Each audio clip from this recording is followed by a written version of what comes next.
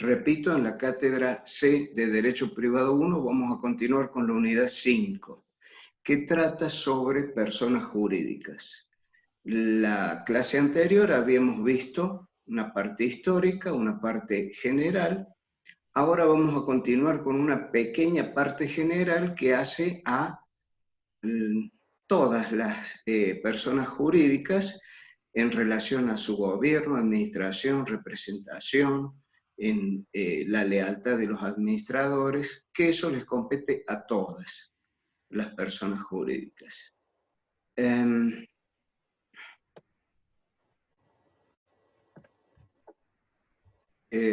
Les pido un segundito, porque voy a ver si puedo. Sí puedo. Ahí va. Se va corriendo el visor.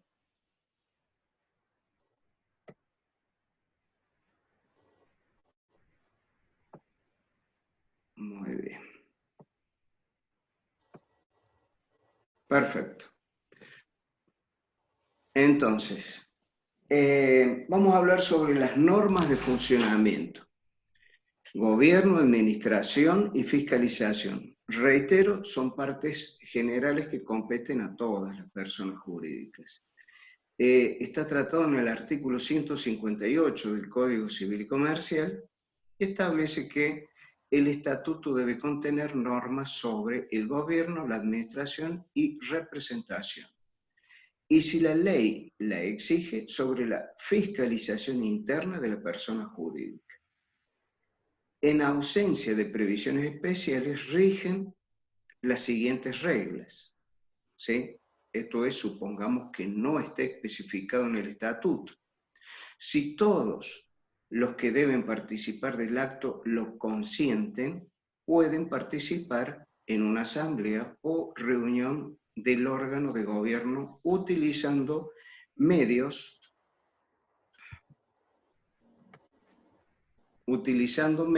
que les permita a los participantes comunicarse simultáneamente entre ellos.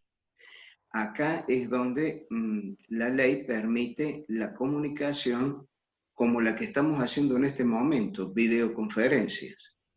Si eso es así, entonces el acta debe ser suscripta por el presidente y otros administradores, indicándose la modalidad adoptada, debiendo guardarse las constancias de acuerdo al medio utilizado para comunicarse. Y el inciso B de este artículo nos dice, los miembros que deban participar en una asamblea o los integrantes del consejo pueden autoconvocarse para deliberar sin necesidad de citación previa. Las decisiones que se tomen son válidas si concurren todos y el temario a tratar, o sea, el orden del día, es aprobado por unanimidad. Muy bien. Respecto de deberes de lealtad y diligencia, dice el artículo siguiente, los administradores, o sea, el artículo 159, los administradores de la persona jurídica deben obrar con lealtad y diligencia. No pueden perseguir ni favorecer intereses contrarios a los de la persona jurídica. Si en determinada operación los tuvieran por sí o por interpósita persona, deben hacerlo saber a los demás miembros del órgano de administración o en su caso al órgano de gobierno y abstenerse de cualquier intervención relacionada con dicha operación. Les corresponde implementar sistemas y medios preventivos que conduzcan que reduzcan el riesgo de conflictos de intereses en sus relaciones con la persona jurídica. Es una norma de lealtad. El administrador o quien está dirigiendo la persona jurídica no puede hacer negocios por fuera y más que todo por interpósita persona cuando involucre a la propia persona jurídica. Lo debe decir, lo debe manifestar. Es un acto de buena fe y de lealtad. Profe, una consulta. Un segundo, por favor. Sí, Antonella. Perdón. ¿Qué sería interpósita? No sé si lo explico. Interpósita persona quiere decir testaferro. Y testaferro quiere decir cuando yo voy a hacer un negocio, puedo poner a otra persona que lo haga en representación de mis intereses, ¿sí? Entonces, esa persona es una interpósita persona, ¿sí? Bien, gracias. No, de nada. Muy bien, respecto de la responsabilidad de los administradores, el artículo 160 dice: los administradores responden en forma ilimitada y solidaria frente a la persona jurídica, sus miembros y terceros, por los daños causados por su culpa en el ejercicio o con ocasión de sus funciones, por acción u omisión. Esto que acabo de decir lo vamos a reiterar más precisamente en cuanto a la responsabilidad de la persona jurídica en el último punto de esta unidad. Luego hay medidas que el órgano de administración puede llegar a tomar cuando dentro de las asambleas, dentro de el tratamiento de temas a desarrollar por la persona jurídica, existen trabas de miembros de la asamblea, de representantes que se oponen en forma sistemática. Entonces hay actos de conservación que debe realizar sí o sí la persona jurídica, no puede estar trabada en eso. Entonces, el artículo 161 habla si como consecuencia de la oposición u omisión sistemática en el desempeño de las funciones del administrador o de los administradores, si los hubiera, la persona jurídica no puede adoptar decisiones válidas si debe proceder de la siguiente forma: el presidente o alguno de los coadministradores, si los hay, puede ejecutar los actos de conservación. Los actos así ejecutados deben ser puestos en conocimiento de la asamblea, que se convoque al efecto dentro de los 10 días de comenzada su ejecución. Y como último punto de actos de conservación, dice: la asamblea puede conferir facultades extraordinarias al presidente o a la minoría para realizar actos urgentes o necesarios. También pueden remover al administrador. Muy bien, esas son cuestiones generales que hacen al funcionamiento de la persona jurídica, ¿sí? Ahora vamos a ver concretamente sobre la clasificación de las personas jurídicas. El artículo 146 establece que las personas jurídicas pueden ser personas públicas o personas privadas, ¿sí? Las personas jurídicas públicas son el Estado Nacional, las provincias, municipios, la Ciudad Autónoma de Buenos Aires, entidades autárquicas, ya les voy a explicar qué son las entidades autárquicas, estados extranjeros, organizaciones y toda persona jurídica constituida en el extranjero cuyo carácter público resulte de su derecho aplicable. La Iglesia Católica.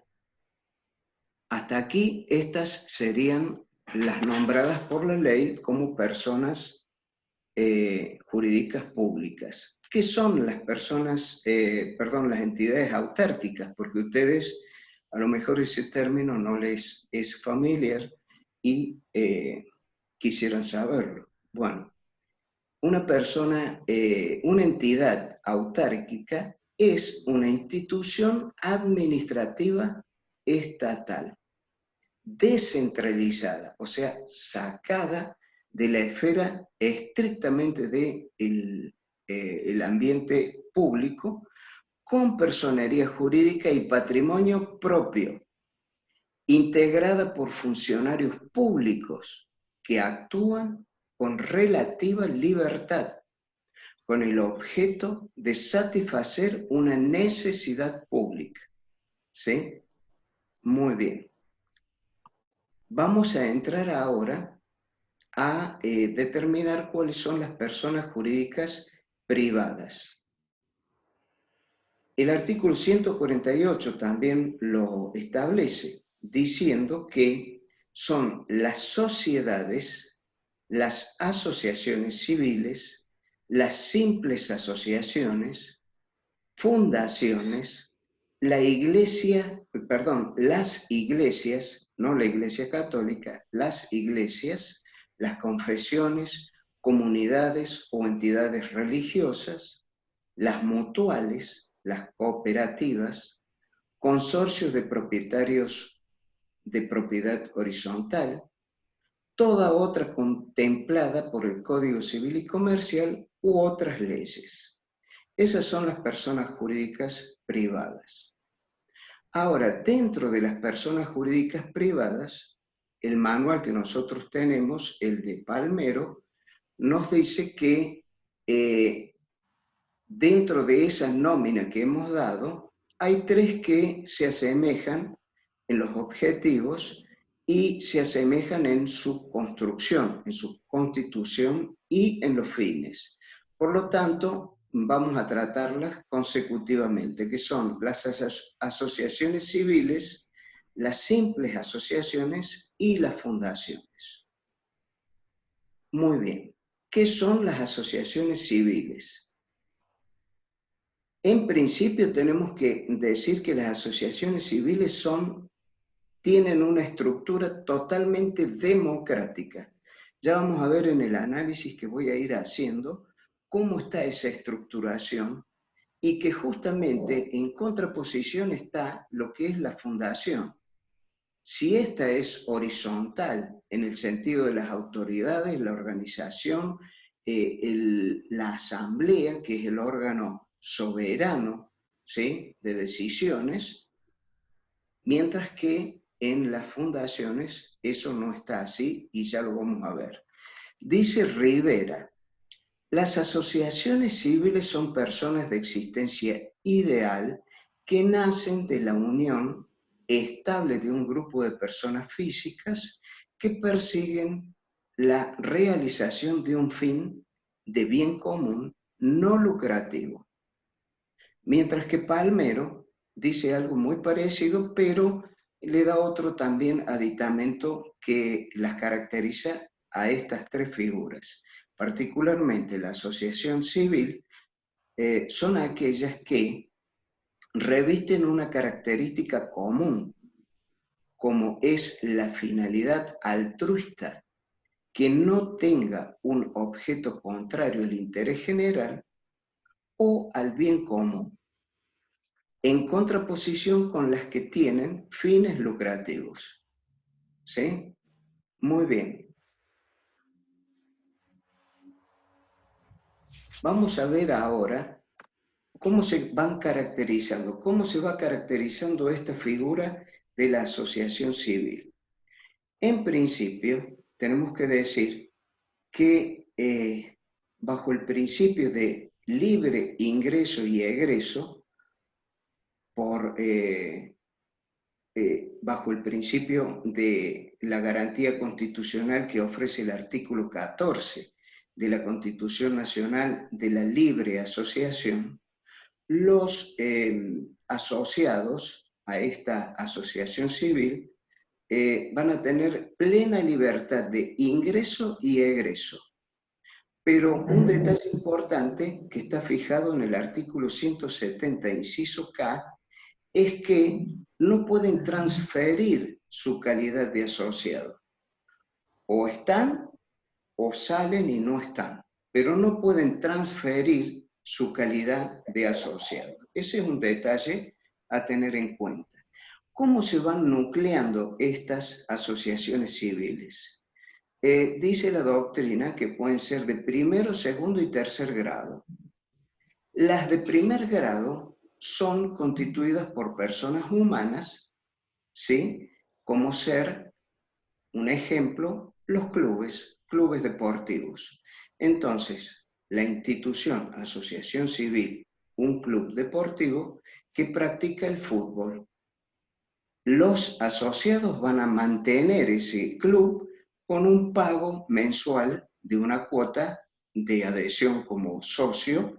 Ese es el mantenimiento que va a hacer y va a estar integrada por, como dije, personas humanas. Las de segundo grado son agrupaciones de personas jurídicas con carácter de asociación civil, como ser la que agrupa la Asociación del Fútbol Argentino. Esa es una persona jurídica de segundo grado, porque aglutina a varios clubes y así se conforma esa asociación. Y las de tercer grado son más todavía, siguiendo con el ejemplo del fútbol, que vendría a ser la FIFA, es la Federación Internacional del Fútbol. Entonces, todos los países que tienen su representación en una institución que aglutina a todos los clubes, como ser en Argentina la AFA, forma parte, a su vez, de este grupo de tercer grado que se llama FIFA. Me parece que se entiende bastante bien, cualquier cosa me dicen. Luego, las personas jurídicas deben tener un objeto. Estas personas jurídicas, asociaciones civiles. El objeto, establece el artículo 168, debe ser de interés general y bien común, y sin fines de lucro. El interés general habla sobre toda cuestión que haga a la admisión sin tener en cuenta ningún tipo de discriminación por parte de la persona jurídica en relación a la admisión de sus asociados y en relación a el objeto que debe ser el bien común de todos. A su vez, ese objeto no tiene que tener un fin de lucro, pero también la doctrina habla de que sí es permitido el llamado lucro objetivo. ¿Cuál sería? Si nosotros hablamos de una institución, sigamos con el fútbol, un club de fútbol, ese club de fútbol, que es una asociación civil y no tiene fines de lucro y procura el bien común para todos sus asociados, también puede llegar a hacer operaciones que hagan obtener un beneficio económico, pero que va a ser destinado al bien común, que va a ser destinado a el sostenimiento de esa asociación civil, no para ser distribuido entre los socios, sino para ser distribuido, mejor dicho, no distribuido, sino para ser incorporado a el cumplimiento del objeto por el cual está constituida. Respecto de la forma habla de la autorización estatal que debe cumplir las asociaciones civiles. Y la constitución, la forma en que se debe hacer es por escritura pública. Autorización estatal e inscripción, en este caso, Inspección General de Justicia, como lo dice el artículo 169. Debe tener un control permanente del órgano de aplicación. Muy bien. Respecto del acto constitutivo, les comento cómo se debe estructurar esa constitución interna del acto constitutivo de las asociaciones civiles. Este acto constitutivo también se le suele llamar estatuto. Si bien dice la doctrina que no es lo mismo acto constitutivo que estatuto, pero la semejanza en definitiva es esta. Este estatuto debe estar compuesto, debe estar hecho de la siguiente manera. Debe tener la identificación de los constituyentes, o sea, todos los fundadores, miembros fundadores, van a ser identificados, nombre, apellido, documento, domicilio particular de cada uno de ellos, como miembros fundadores. Luego, el nombre de la asociación, ¿sí? El objeto y el domicilio social, el plazo de duración. Recuerden que cada uno de estos puntos en la clase anterior los habíamos analizado, cada uno de ellos. Las contribuciones que forman el patrimonio, el régimen de administración y representación, la fecha de cierre de ejercicios económicos o contables, las clases y categorías de asociados, porque los asociados no son todos iguales, puede haber diferentes categorías. Están, por ejemplo, los asociados activos, los participantes, los adherentes, los honorarios. Muy bien. Cada uno de ellos tiene diferentes regulación en cuanto a sus derechos y obligaciones. Por ejemplo, el socio activo es quien tiene voz y voto, ¿sí? Siempre. El socio adherente tiene voz pero no tiene voto. El socio honorario no tiene ni voz ni voto.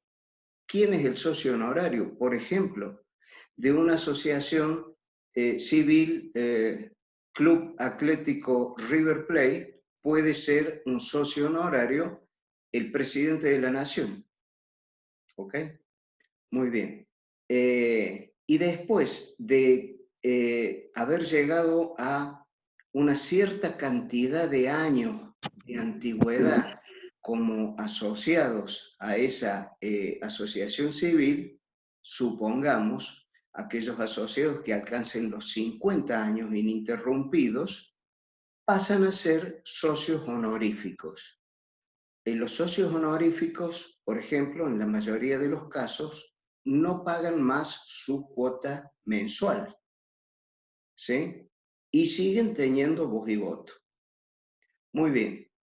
La clase y categoría de los asociados es lo que acabamos de decir, el régimen de ingreso y egreso de los socios, ¿sí? De qué forma van a ingresar, qué requisitos deben cumplir y para su egreso lo mismo. Deben tener todas las cuotas pagas al día, no deben estar en mora, etcétera, etcétera. Las facultades disciplinarias. Siempre va a estar en el estatuto establecido un régimen disciplinario. Y dentro de ese régimen disciplinario vamos a tener los diferentes tipos de sanciones, ¿sí? Las sanciones que pueden ser desde multa hasta la exclusión o expulsión, según la gravedad del caso. Y dentro de esa sanción, obviamente, y respetando el artículo 18 de la Constitución Nacional, debe haber un proceso que le permita ejercer su derecho de defensa. Entonces, en estos estatutos también está establecido todo un procedimiento disciplinario de cómo se va a elaborar desde el comienzo hasta el fin y las instancias recursivas también de los procesos disciplinarios. Los órganos de gobierno, administración y fiscalización, que ahora a continuación lo vamos a ver más detenidamente, y las causales de disolución y los procedimientos de liquidación. Muy bien. El órgano de gobierno, ¿sí?, lo vamos a analizar de la siguiente manera. Todos los socios tienen derecho a participar en los órganos de gobierno, pero obviamente que los socios no es que cada uno vaya y diga lo que quiere y lo que quiere que se haga u oponerse a algún acto. No, hay procedimientos y los socios o asociados a las asociaciones civiles, como dije al principio, es un ente totalmente democrático. Dentro de las elecciones, ¿sí?, nombran, de acuerdo a un régimen particular, nombran representantes. Entonces, esos representantes van a ser los delegados de los asociados ante el órgano de gobierno, que es el órgano deliberativo por excelencia, la asamblea, que tiene carácter de soberana, ¿sí?, en las asociaciones civiles. Este órgano deliberativo, que son las asambleas, pueden ser ordinarias las asambleas o extraordinarias.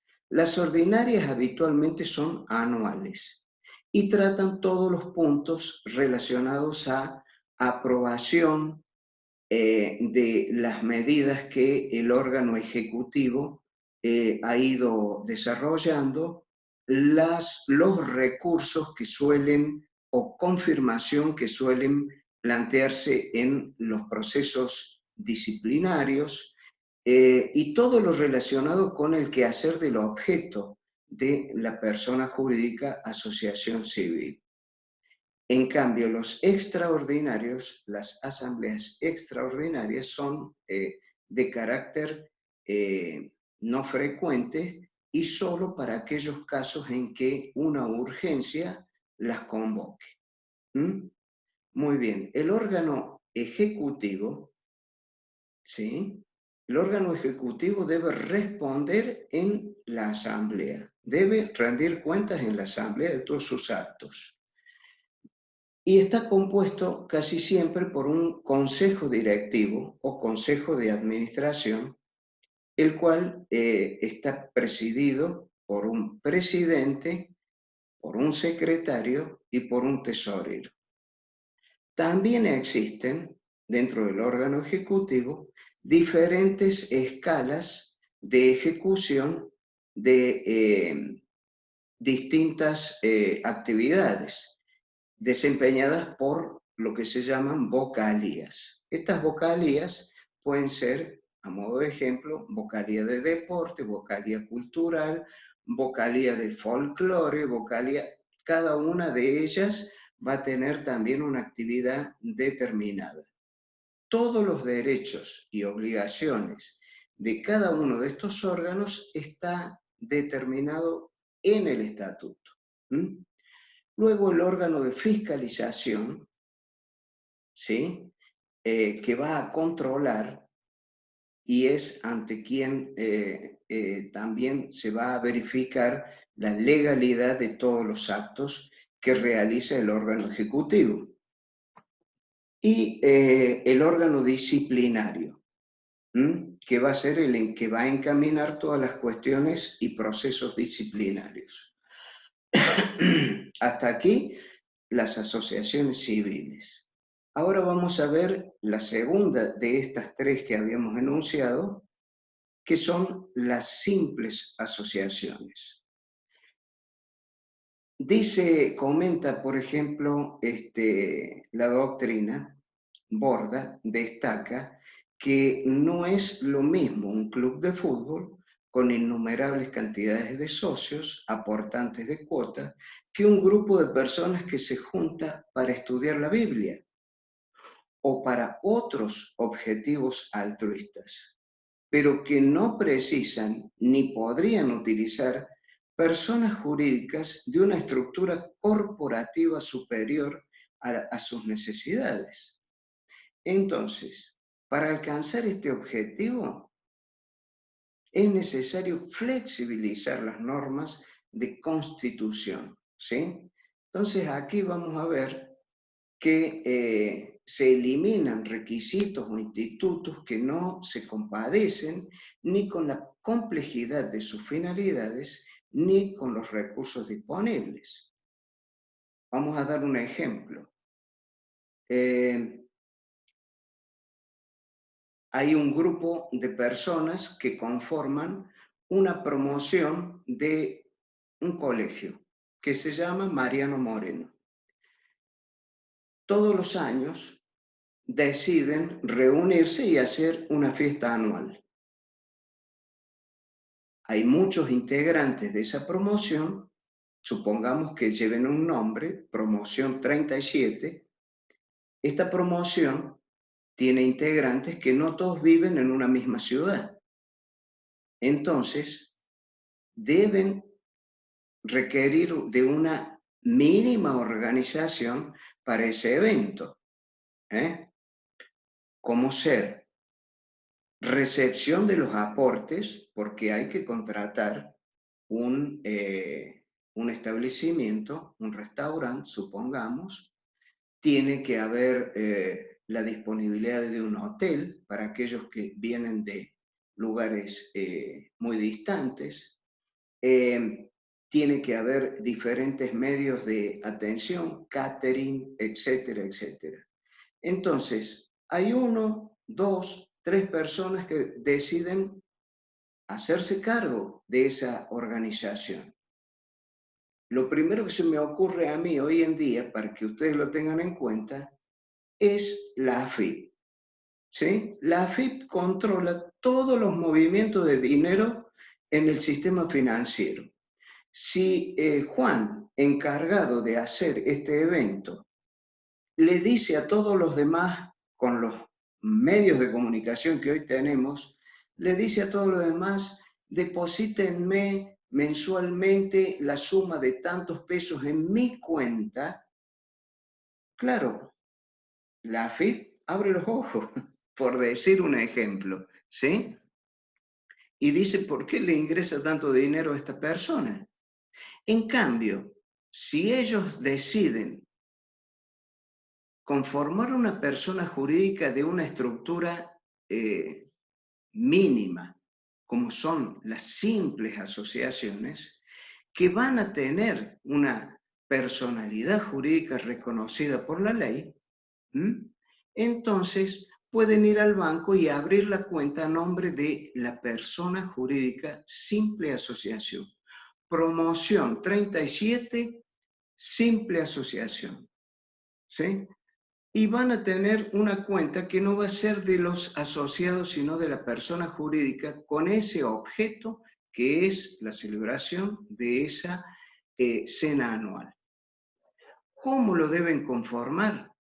El requisito no es tanto como la asociación civil, sino que el acto constitutivo de la simple asociación debe ser otorgado por instrumento público o por instrumento privado con firma certificada por escribano. Al nombre debe agregársele o anteponiendo o posponiendo el aditamento simple asociación o asociación simple. Muy bien. ¿Cuál es la ley que se le aplica? Las simples asociaciones se rigen en cuanto a su acto constitutivo, gobierno, administración, socios, órganos de fiscalización, si fuese necesario, y funcionamiento por lo dispuesto para las asociaciones civiles y las disposiciones especiales del Código Civil y Comercial. ¿Cuándo comienza la existencia de la simple asociación? Comienza su existencia como persona jurídica a partir de la fecha del acto constitutivo. ¿Cuándo es eso? Cuando hacemos el estatuto y lo firmamos ante el escribano. Muy bien. Se puede prescindir de una fiscalización, un órgano de fiscalización interna, ¿sí? Pero la ley prevé en el artículo 190 que las simples asociaciones con menos de 20 asociados pueden prescindir del órgano de fiscalización. Subsiste la obligación de certificar sus estados contables. Eso es en el periodo que el estatuto lo vaya a determinar. Si se prescinde del órgano de fiscalización, todo miembro, aún excluido de la gestión, tiene derecho a informarse sobre el estado de los asuntos y de consultar sus libros y registros. La cláusula, en contrario, no tiene ningún valor, es como que no está escrita. ¿Qué pasa con la insolvencia? Supongamos que esta simple asociación de la promoción 37, claro, contrató hotel, contrató catering, contrató salón, y después hay que pagarle. Y resulta que no todos han pagado. Falta plata. Muy bien. En caso de insuficiencia de los bienes de la asociación simple, el administrador y todo miembro que administra de hecho los asuntos de la asociación es solidariamente responsable de las obligaciones de la simple asociación que resultan de decisiones que han suscrito durante su administración. Los bienes personales de cada uno de esas personas, que son los administradores, que fueron los que pusieron la cara, no pueden ser afectados al pago de las deudas de la asociación, sino después de haber satisfecho a sus acreedores individuales, a sus propios acreedores. Responsabilidad de los miembros de las simples asociaciones. El fundador o asociado que no intervino en la administración de la simple asociación no está obligado por las deudas de ella, sino hasta la concurrencia de la contribución prometida o de las cuotas impagas. Muy bien. Hasta aquí lo que son las simples asociaciones. Es importante, ¿por qué? Porque muchas veces el objeto, la finalidad de un grupo de personas no merece o no requiere a lo mejor una constitución de gran envergadura con fiscalización, con asambleas, en fin. ¿Y cómo hacemos? ¿Vamos a poner el patrimonio nuestro propio en estas actividades? Entonces la ley hoy le da la posibilidad mediante las simples asociaciones. En cambio, respecto de las fundaciones, aquí vamos a ver que las fundaciones son con una estructura vertical, ¿sí? Si las asociaciones civiles eran democráticas y horizontales, porque todos participaban con derechos y obligaciones, aquí vamos a tener una estructura vertical, ¿sí? ¿Por qué? Y porque hay una persona o un pequeño grupo de personas que van a establecer todas las reglas. Y acá hay un detalle importante. No va a estar presente el órgano soberano que era la asamblea. Acá hay un consejo de administración que va a ser el que toma las decisiones. Muy bien, el concepto o la definición de la fundación la tenemos en el artículo 193. Dice: las fundaciones son personas jurídicas que se constituyen con una finalidad de bien común. Bien común para las tres ahora. Hasta ahora estamos en igualdad. Todas tienen el bien común.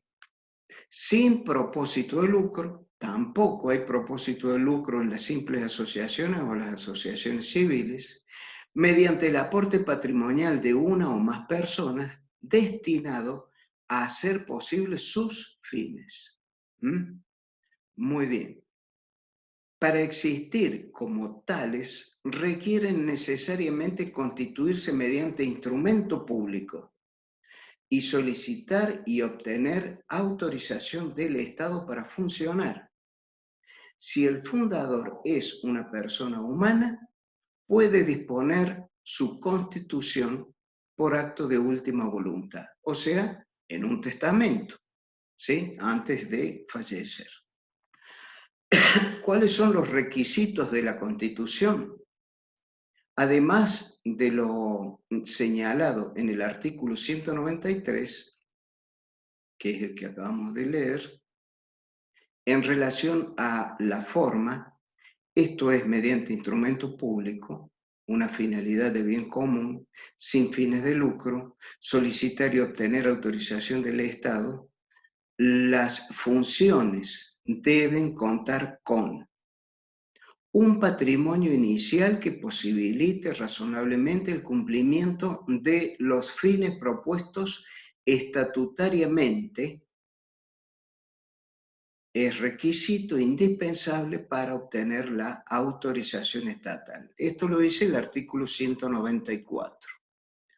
A estos efectos, además de los bienes dotados efectivamente en el acto constitutivo, se tienen en cuenta los que provengan de compromisos, de aportes de integración futura contraídos por los fundadores o terceros. Sin perjuicio de ello, sigue diciendo este artículo, la autoridad de Contralor puede resolver favorablemente los pedidos de autorización si de los antecedentes de los fundadores o de los servidores de la voluntad fundacional comprometidos por la entidad a crearse y además de las características del programa a desarrollar, resulta la aptitud potencial para el cumplimiento de los objetivos previstos en el estatuto. ¿Quién es la autoridad de Contralor? Estas figuras, personas jurídicas denominadas fundaciones, a diferencia de las dos que ya hemos analizado, va a tener un fuerte control estatal, un riguroso control estatal, justamente para que no se burle con la aparición de una fundación la simulación de otros negocios jurídicos que no sean propios de ese objeto. Entonces hay un permanente control. Dice el artículo 221, la autoridad de Contralor aprueba los estatutos de la fundación y su reforma, fiscaliza su funcionamiento y el cumplimiento de las disposiciones legales estatutarias a que se haya sujeta, incluso la disolución y liquidación. Y en este caso, ¿quién sería el órgano de Contralor? Inspección de Sociedades Jurídicas. ¿Qué recursos hay? ¿Por qué? Porque puede llegar a tomar decisiones administrativas que a la fundación no le satisface, las perjudica o cree perjudicar, o cree que esas decisiones administrativas son contrarias a la letra del estatuto. Entonces tienen recursos contra esas decisiones que pueden desarrollarse en primera, en segunda instancia, en el aspecto, digamos, en procedimientos judiciales, ante la justicia. Muy bien. Cuando habla de recursos, también el artículo 224 dice, Las decisiones administrativas que denieguen la autorización para la constitución de la fundación o retiren la personería jurídica acordada pueden recurrirse judicialmente en los casos de ilegitimidad y arbitrariedad. Igual recurso cabe si se trata de fundaciones extranjeras y se deniegue la aprobación requerida por ellas o, habiendo sido concedidas, sea luego revocada. El recurso debe sustanciarse con arreglo al trámite más breve que rija en la jurisdicción que corresponda, ante el Tribunal de Apelaciones con competencia en lo civil correspondiente al domicilio de la fundación.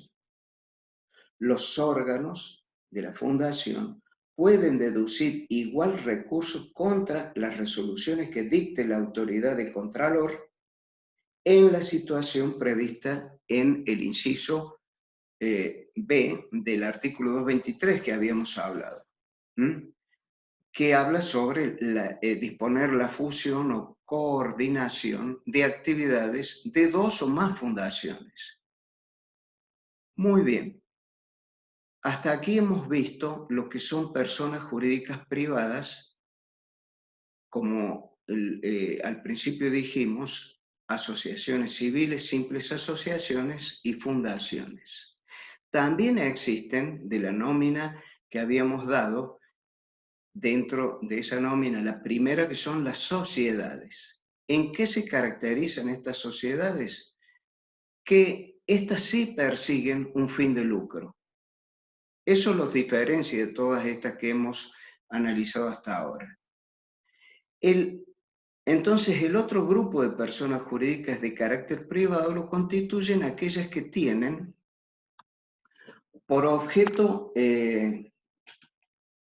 y propósito un fin de lucro, conformando en la actualidad el número más importante y frecuente de utilización de las figuras asociativas, ¿sí? ¿Cuáles son las sociedades comerciales? Están regidas por una ley especial, ¿sí? Si bien tenemos una parte general de la que hemos desarrollado hasta ahora sobre personas jurídicas, hay una ley especial, primero, que determina quiénes son aquellas sociedades comerciales, tipificándolas a cada una de ellas. Entonces aquí tenemos las sociedades colectivas, todas persiguen un fin de lucro. Sociedades en comanditas simples, la sociedad de capital e industria, sociedades de responsabilidad limitada, sociedades anónimas con participación estatal mayoritaria, sociedades en comanditas por acciones. Todas estas son sociedades comerciales y también hay una nueva figura que eso al principio hasta a los propios abogados nos llamaba la atención cuando, si siempre hemos dicho que para conformar una persona jurídica necesitamos un grupo de personas, ¿sí? Bueno, ahora el nuevo Código Civil y Comercial también ha constituido lo que son las personas jurídicas unipersonales. Estas personas jurídicas solamente pueden crearse como sociedad anónima, ¿sí? La reforma que hizo el Poder Ejecutivo al proyecto de 2014 por los juristas encargados de hacerlo, le quitaron cierta fisonomía e hicieron de que en muchos de los casos sea casi impracticable hoy en día la sociedad unipersonal. Eso lo dice expresamente la doctrina. Muy bien, ahora vamos a hablar del último punto que es la responsabilidad de las personas jurídicas. La persona jurídica en el giro de relaciones con terceros ajenos a su objeto, es responsable por los daños que pudiera causar. ¿Sí? Si el daño deriva del incumplimiento contractual con terceros, rigen las normas de los contratos y eventualmente los daños derivados de dicho incumplimiento contractual. Si el daño deriva de un acto ilícito no contractual, denominado cuasi delito, ejemplo, un accidente de tránsito, y ya vamos a entrar en detalle como ejemplo, la persona jurídica responde según las reglas de la responsabilidad aquiliana. En este aspecto rige el artículo 1763 y 1753 del Código Civil y Comercial. ¿Qué dice el artículo 1763? La persona jurídica responde por los daños que causen quienes la dirigen o administran en ejercicio o con ocasión de sus funciones. Muy bien, el artículo se refiere a un supuesto muy acotado de responsabilidad de la persona jurídica, vinculado con los daños que generen quienes la dirigen o administran en ejercicio o con ocasión de sus funciones, y siempre que no exista un vínculo obligacional con el damnificado. Sentado esto, e ingresando al análisis particular de la regla establecida en el artículo 1763, este supuesto de responsabilidad resulta aplicable, en primer lugar, cuando el daño sea ocasionado por quienes dirigen o administran la persona jurídica. A su vez, el menoscabo debe ser producido en ejercicio o con ocasión de la función desarrollada por ellos. Cabe señalar que la aplicación del término con ocasión, que la doctrina ha analizado en este caso, permite considerar incluidos dentro del ámbito de responsabilidad no solo los actos propios de la esfera de la incumbencia de los directores o administradores, sino también los supuestos de ejecución defectuosa de las funciones o del ejercicio aparente o abusivo de estas. En cuanto al factor de atribución aplicable en estos casos, se trata de un supuesto de responsabilidad objetiva. Ya vamos a ver más adelante en una unidad sobre actos jurídicos cuáles son los elementos de la responsabilidad civil, y dentro de ellos están los factores de atribución, subjetivo y objetivo, ¿sí? En este caso estamos diciendo de que el factor de atribución es objetivo. ¿Y por qué? Señala Orgaz que las personas jurídicas que carecen de toda subjetividad no pueden ser tratadas sino objetivamente. Los principios de la responsabilidad subjetiva les son absolutamente extraños.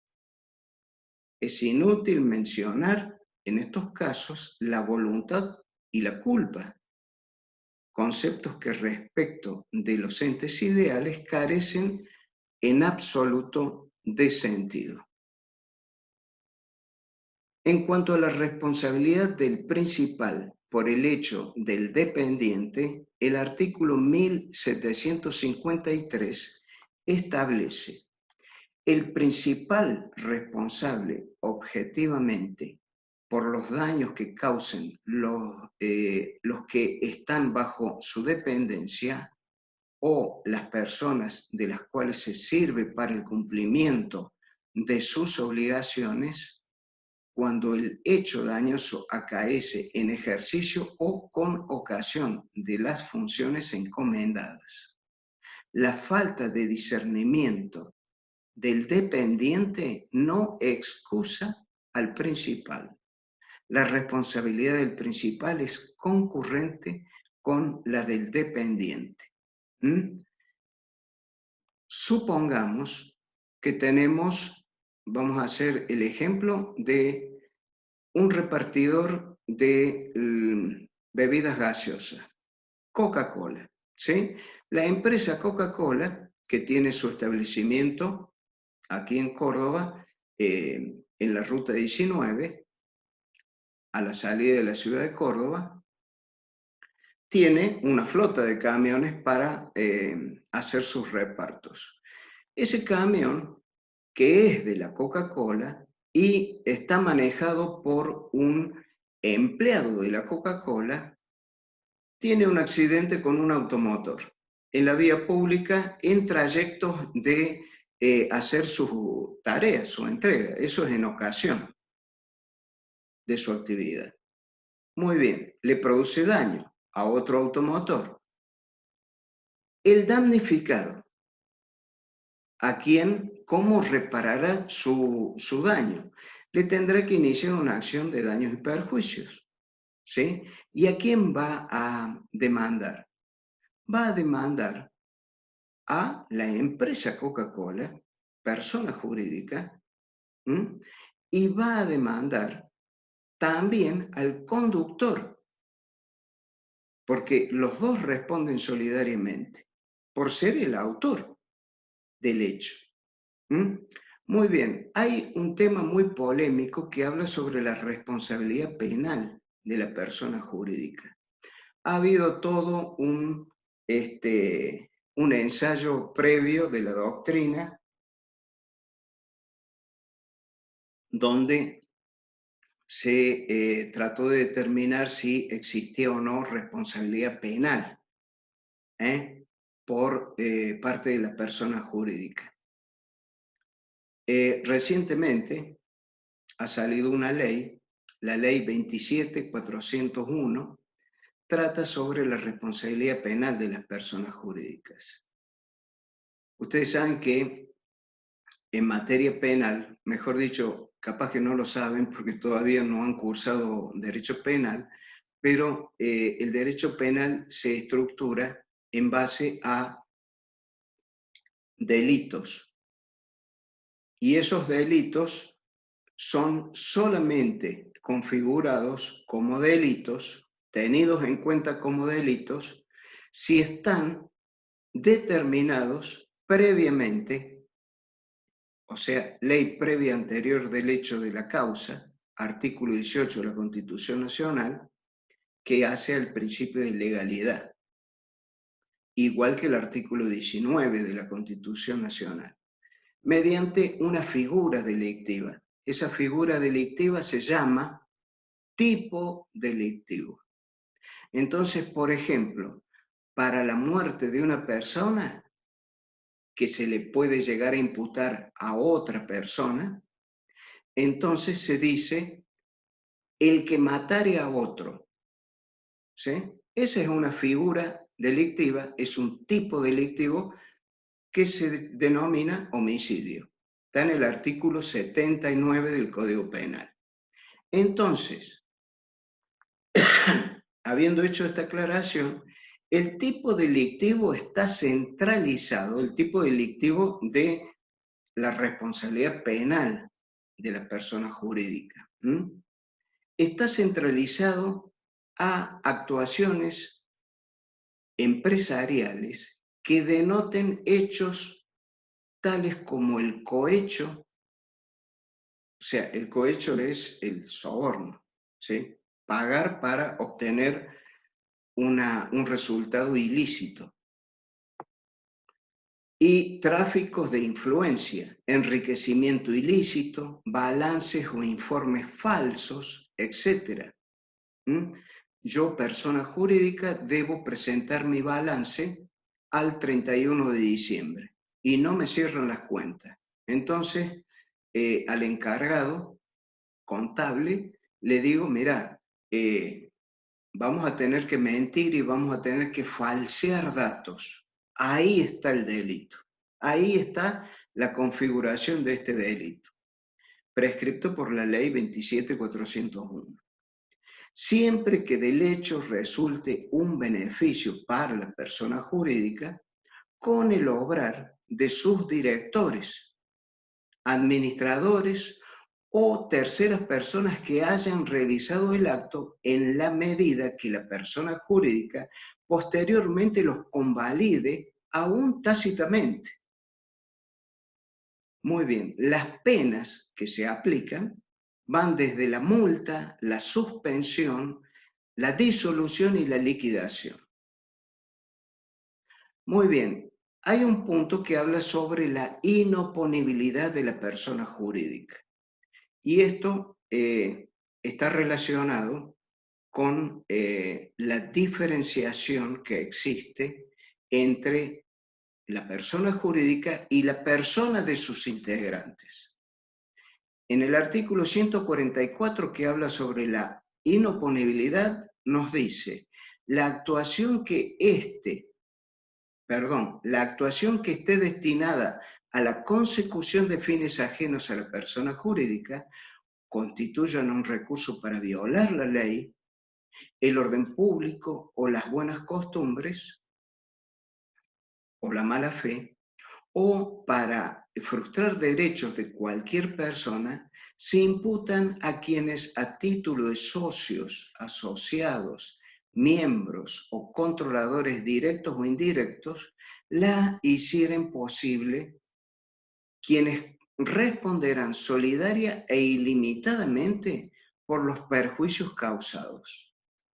Lo dispuesto se aplica sin afectar los derechos de los terceros de buena fe y sin perjuicio de las responsabilidades personales de que puedan ser pasibles los participantes en los hechos por los perjuicios causados.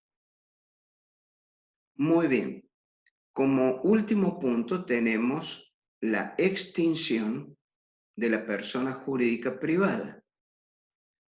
Volvemos a lo que estábamos hablando de personas jurídicas, salimos del ámbito de las personas jurídicas con fines de lucro, las sociedades, y vemos que, ¿por qué digo esto? Porque las sociedades comerciales tienen su propio régimen en una ley especial, 19.550, mientras que aquí vamos a ver en el artículo 163, habla de la disolución y liquidación de la persona jurídica. ¿Cuándo se disuelve? Se disuelve por las siguientes causas. La decisión de sus miembros adoptada por unanimidad o por la mayoría establecida por el estatuto o disposición especial.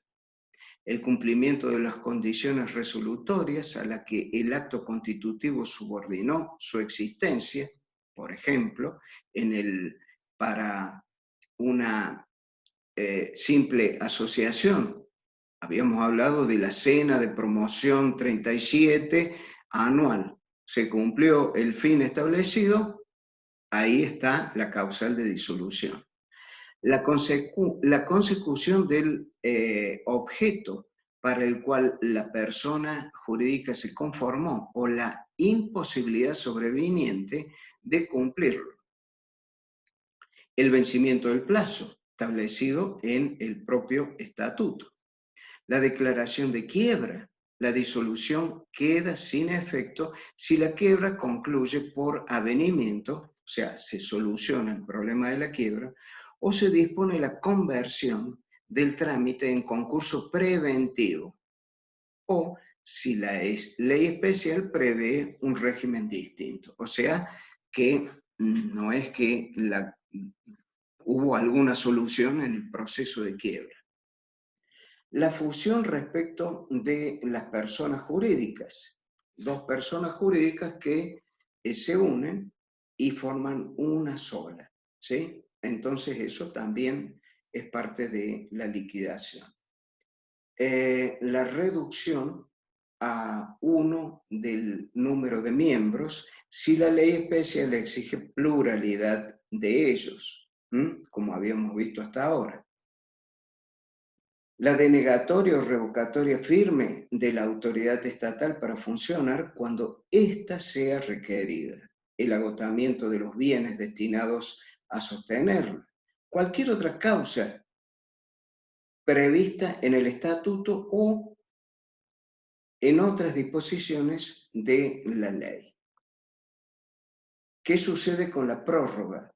Hay una figura que se denomina prórroga.